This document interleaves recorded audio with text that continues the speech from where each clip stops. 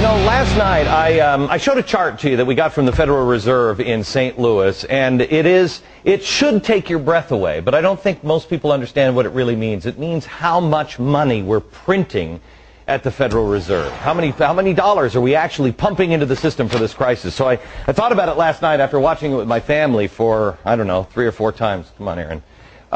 And I watched it with my family, and they said, Dad, I don't even know what that means. What does that mean? So I thought, there's another way that I could show this to you. There's another way that at least Al Gore did it with a slideshow. Now everybody thinks that that's true. So why don't we show you some true stuff on the slideshow? And actually, because, you know, we're a 5 o'clock show, we're cheap, we had to go borrow Sean Hannity's set. So we're going into Sean's. Shh, we'll be very, very quiet. We'll come in here, and this is a chart that I tried to show you last night, but I wanted to blow it up a little bit.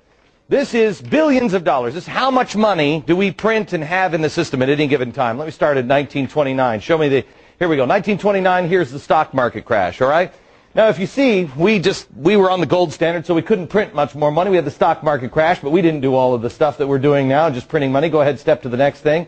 Then we go up to 1941. That's the Great Depression. Still haven't pumped a lot of money into the system because, again, on the gold standard.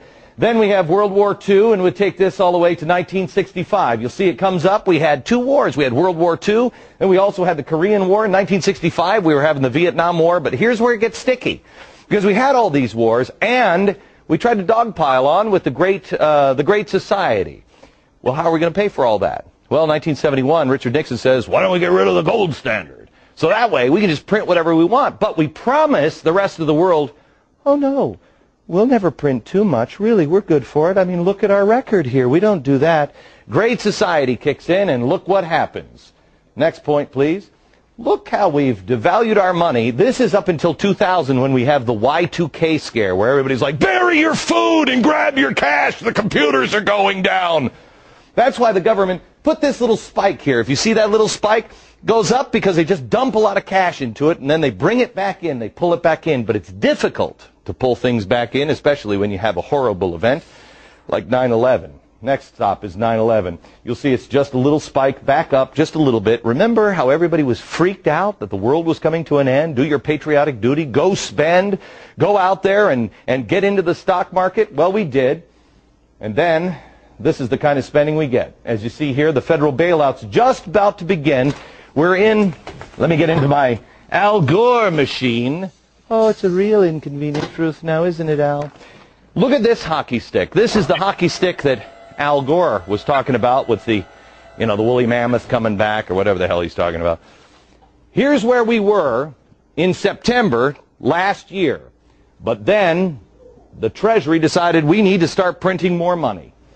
This hockey stick should take your breath away. This is devaluing our money.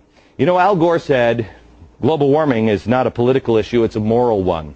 Thomas Jefferson said, doing this to our children is immoral. And I agree with him. We have pumped all of this money in and devalued our money. How is it not going to be worthless? This has never, ever been done by anybody ever before. Please share this video with everybody you know, all your friends. Please go to foxnews.com/Glenn Beck. We're going to make this available for you. Pass it on to your friends. This is real trouble. Not in 1,000 years.